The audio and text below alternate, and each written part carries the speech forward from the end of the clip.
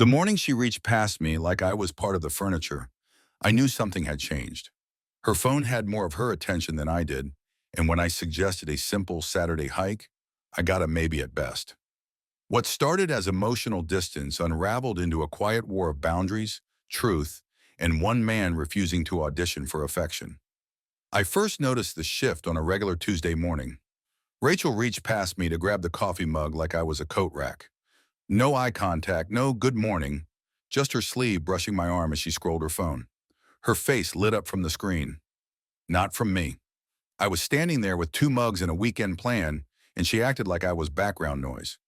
I was thinking we drive up to Pine Ridge this Saturday, I said, trying for casual. Picnic by the river, maybe hike a bit? She opened the fridge. I'll handle lunch, she said, not looking up. I figured we could try that trail you liked. You said you missed it. I'm busy, she replied, glancing at the calendar, then at me like I'd walked into her frame uninvited. With what? It's not locked down yet. That's not really an answer. She poured almond milk, her thumb still flicking her screen. A smile for the phone. Not for me. Rachel, what's going on? Nothing. I'm just booked. All weekend. Can we not do this before 8? She asked. Calm but sharp. There are a lot of ways to say someone doesn't matter. That one was efficient. I shut the cabinet door a little too softly. I wasn't mad, not yet, but I knew the sound of something shifting. If I'd known where it was headed, I would have started counting the days right then. That night, I tried to reset. Grilled some chicken, set the table, made it easy to sit and talk. Instead, she grabbed her plate, walked straight to the couch, and turned on a show. I joined her, hoping proximity would do what words hadn't. We good? I asked halfway through the second episode. If you need space, say it. If I've dropped the ball, tell me which one. She muted the TV. Why are you taking everything so personally? I'm married to you. That's the gig. You're fine. That doesn't mean anything. It means you're fine, she repeated. You're overthinking. No, I said. I'm reacting to you, not reacting to me. She unmuted the TV. I paused it. Look, I've been patient, but a full day of silent shrugs isn't communication. She stared at my hand on the remote. You're making this heavy. No, I'm making it direct. What do you want? A baseline, a good morning, a response when I talk, a plan for Saturday that's not smoke. You always want a plan, she said, pulling back. It's exhausting. Then say you want spontaneity. We can plan to be spontaneous. You corner everything with your schedules. I hold things together with them. That's different. She set her plate down with a sigh. Maybe if you weren't so rigid, I'd feel, I don't know, closer. There it is, I said. Closer is on the other side of me changing. How convenient. It's not a trap, she shot back. You asked what I want. Then let's be honest, I said. If you're using distance to make me play a different game, say so. If not, prove it. Meet me halfway. You always make me defend myself. I'm asking you to show up. That's not a trap. It's a marriage. She paused. Her eyes were calculating something. Fine. Saturday. But I'm not hiking. Boardwalk then, I offered. 2 miles. Flat. Maybe. Maybe? I'll let you know. That was day 1 of the month where Rachel measured me in seconds of attention, and I kept trying to pay for more with reason. It wasn't anger. Not yet. I didn't yell. I didn't threaten. I tried logic. I asked questions. I gave her chances to speak, and every time I did, she used it as proof I was too intense, too focused, too much. By the following weekend, I realized something had to change. Not her, me. So I made a new rule. No more guessing games. That Saturday morning, we were in the garage. She came out looking for a cooler, walked right past me like I was a shelf. Pause, I said. She stopped, cooler lid halfway up. New policy, I told her. If you need something, use words. If you're upset, say the subject. I'm done decoding. She blinked at me like I'd spoken in code. What are you even talking about? You've rerouted conversation for 7 straight days. I'm putting up traffic signs. You're being dramatic. I'm giving feedback. Response required. She finally looked at me. You're doing that tone again. Adult tone, teacher tone, fine. I leaned on the workbench. Do you want this marriage to feel like a team or a job where I clock in until you notice me? That's not fair. It's accurate. Her phone buzzed. She looked. Thumb moved. Smile again. I'm late. Tessa needs me. Tessa needs you more than I do? She's going through something. So are we. I can't be everywhere. I'm not asking for everywhere. Just the kitchen. I'll be back later. Define later. She shrugged and left. That's when I stopped playing her game. I didn't explode. I didn't beg. I didn't even follow. I just began drawing a line, quietly, clearly, and without apology. Because whatever was happening, one thing had become obvious. She didn't want a partner. She wanted a witness, and I was done watching her drift away while pretending I didn't notice.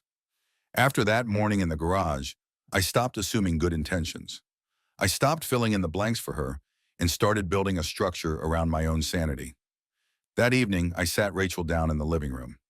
No more implied duties, I said. If you want me at something, invite me. If you need something, ask directly. I'm not playing psychic. She rolled her eyes.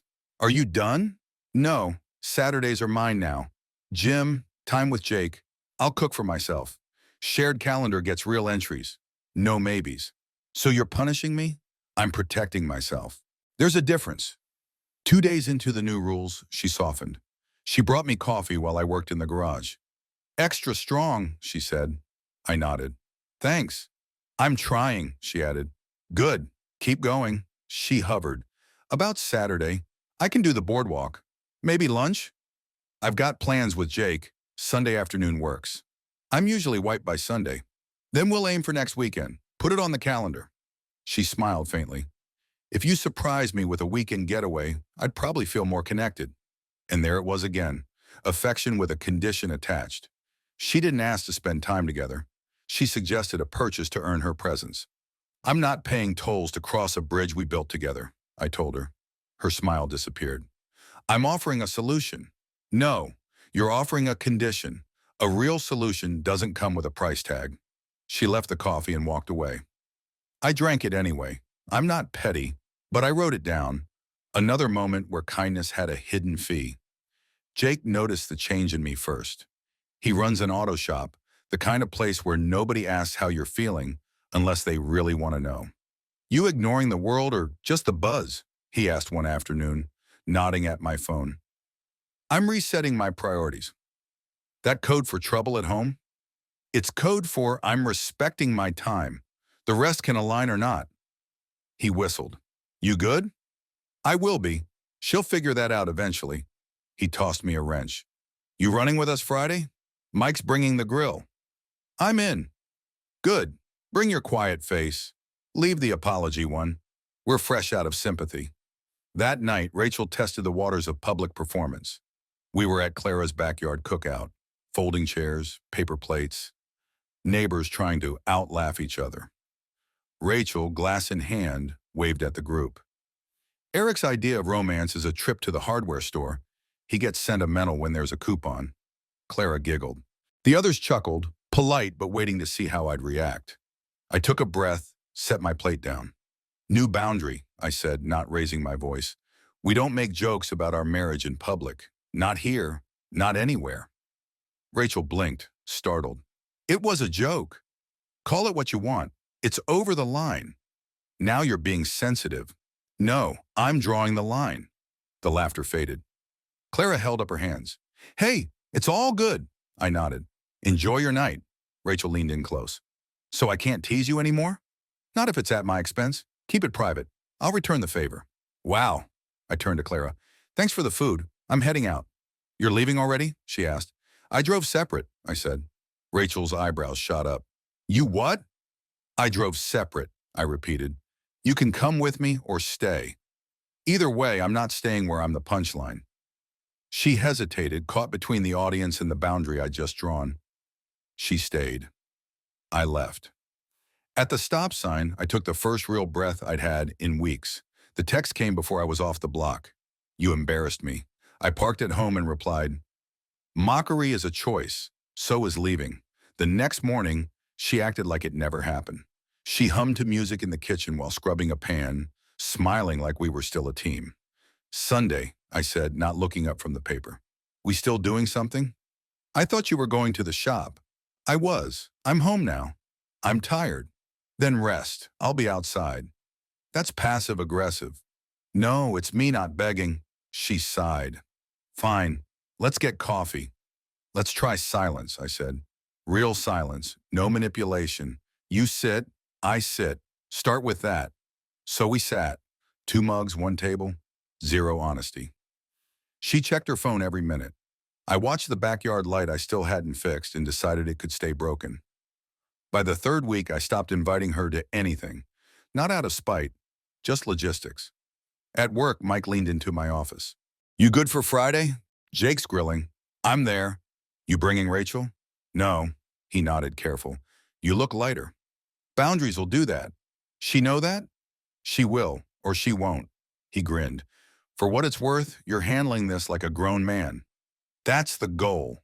That Friday night was simple. Smoke in the air, beers in hand, bad jokes about poker hands and meat temperature. My phone stayed on the table, face down. When it vibrated, I let it buzz.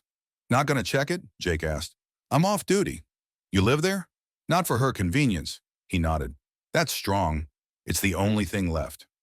By the time I drove home, the house was dark, but Rachel was on the couch with the lamp on, sitting like she was in a magazine spread. How was your guys' night? She asked, smiling like it hadn't been weeks of silence and control games. I ate meat and lost at cards. Fun, she said. She patted the couch cushion. Come sit. I leaned on the chair back. All right. I miss you. Do you? She nodded. It's been work and stress. It's not about you. That's the new angle? I didn't mean to push you away. I just wanted to feel taken care of.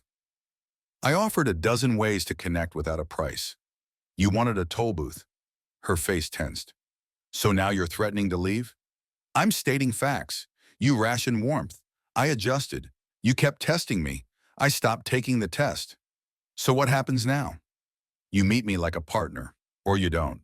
But this thing, where I audition for closeness, it's over. She looked away. I'll cook dinner tomorrow, she said quietly. Thanks.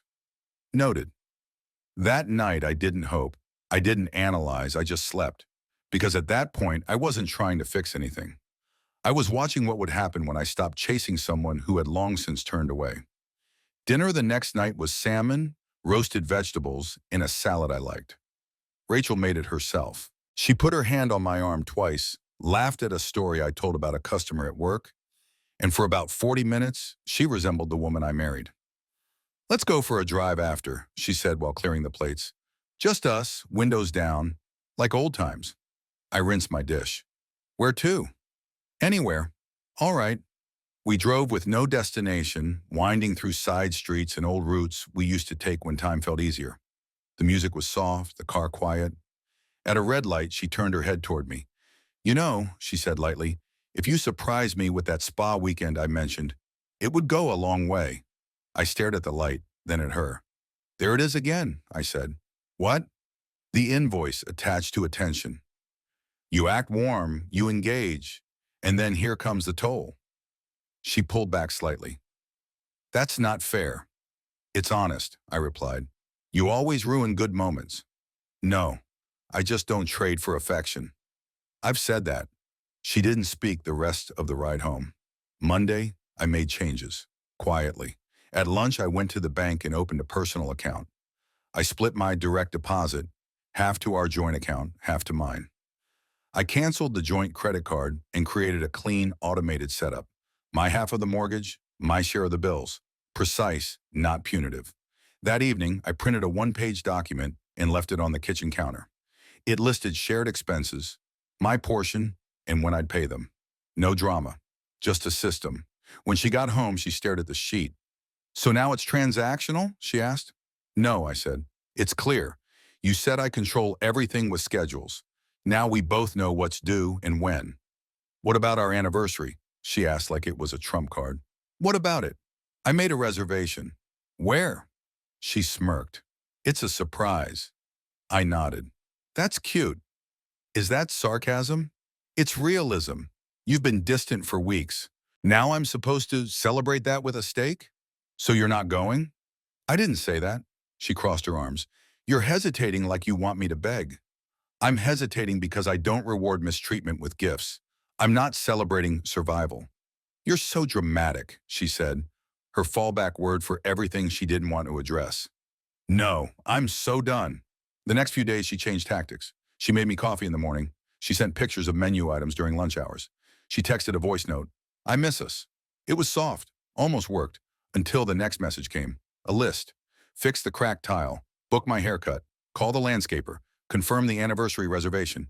Voice and invoice.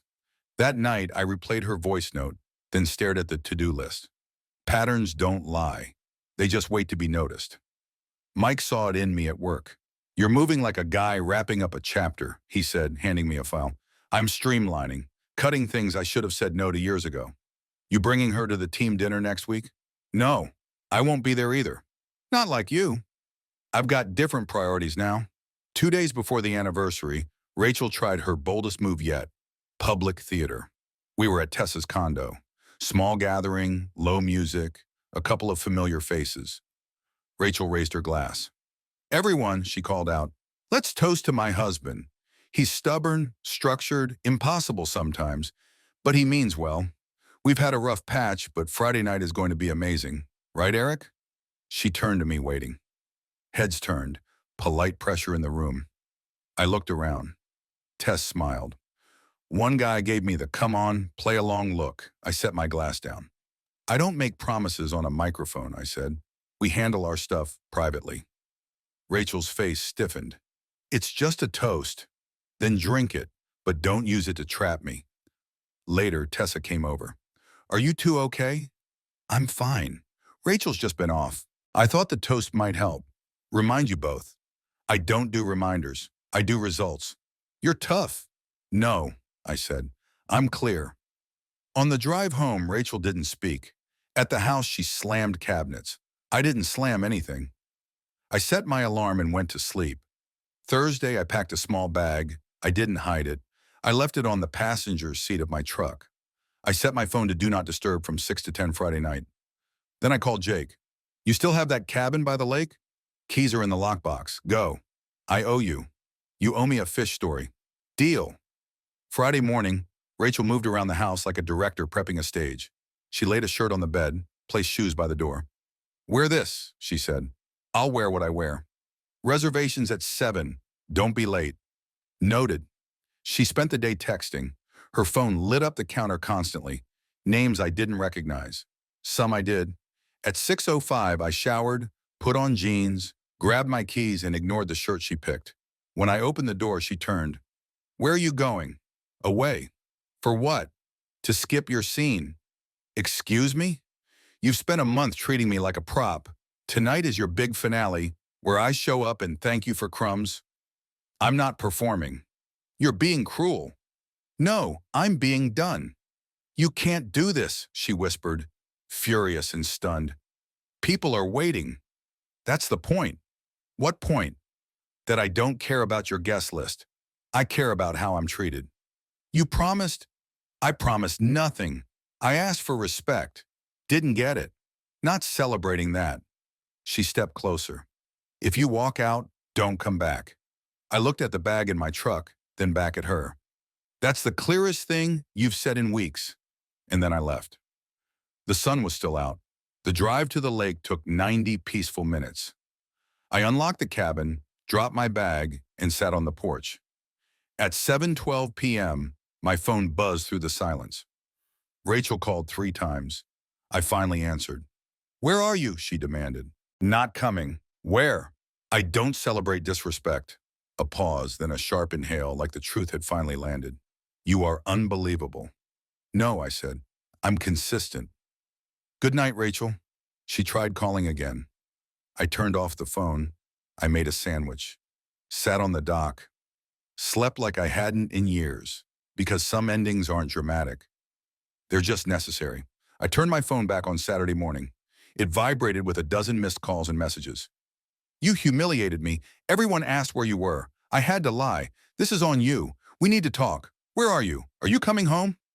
I sent one reply. I'll pick up my tools and some clothes Sunday. Leave them in the garage. Don't be there.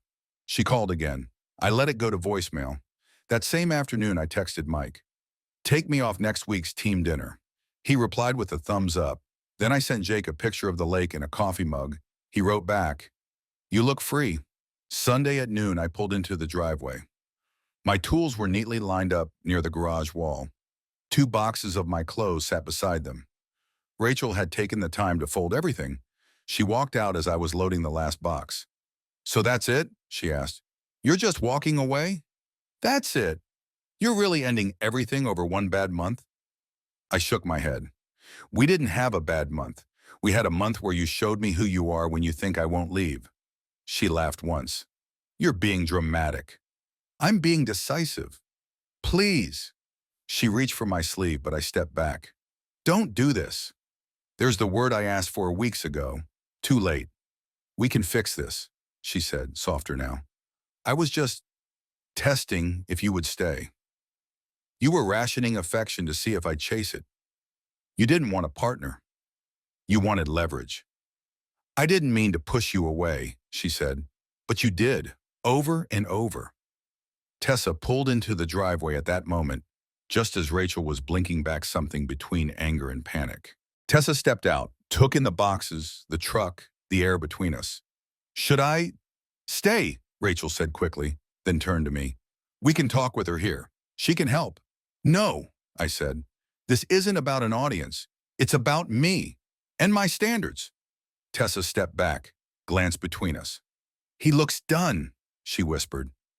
Rachel's expression tightened, then went blank. You're throwing everything away. I'm letting go of nothing I value. What do I tell people? The truth. I can't. Then that's your problem. I loaded the last box. Tessa walked closer. Need help? I've got it. Rachel's voice cracked a little. If you leave like this, don't come back. I remember, I said. You taught me that line. I closed the tailgate.